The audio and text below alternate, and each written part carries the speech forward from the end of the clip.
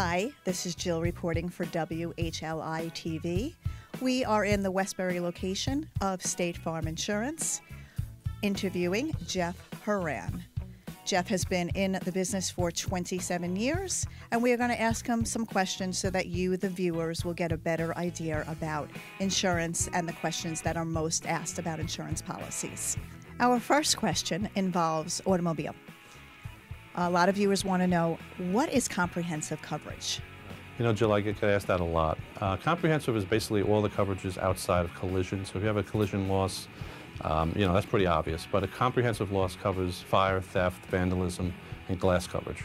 And I recommend full glass for everybody because they can repair that glass, whether it's in their driveway, at work, it doesn't really matter. So fire, theft, vandalism, and glass is how I explain it to most of my customers. Jeff, as our insurance experts, what kind of liability limits should I be carrying on my automobile policy? The average limits are $100,000, $300,000, but I recommend $250,000, $500,000. The state minimum is $2,550, but I never recommend that to any of my clients unless it's an affordability issue. So $250,000, $500,000 would be the limits I recommend. Jeff, we talked about limits of $250,000, $500,000. What exactly does that mean? I probably should have explained that a little bit better. $250,000, $500,000.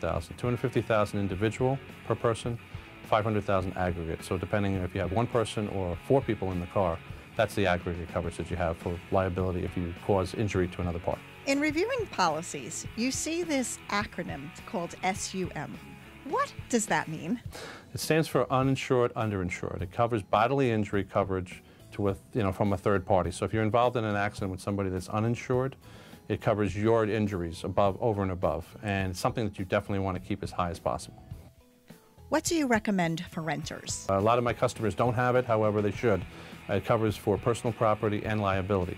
If you're renting an apartment, someone can get hurt or you could be liable, and you still need that liability insurance. And if you have really nice stuff, why wouldn't you want to cover that stuff and have it replaced if someone steals it?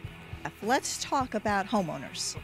It's so cold out, and I know my neighbors just had an incident where one of their pipe bursts. Is that covered? The actual damage to the pipe or the repair of the pipe is not. However, all the damage from the water is covered. So whether your personal property or your furniture or your walls or your ceilings all have to be redone, that's covered under the policy. This is Jill reporting for WHLI. Jeff, thank you so much for all of your great answers to the viewers. I truly hope that you found this episode to be beneficial, and we look forward to seeing you again in the near future.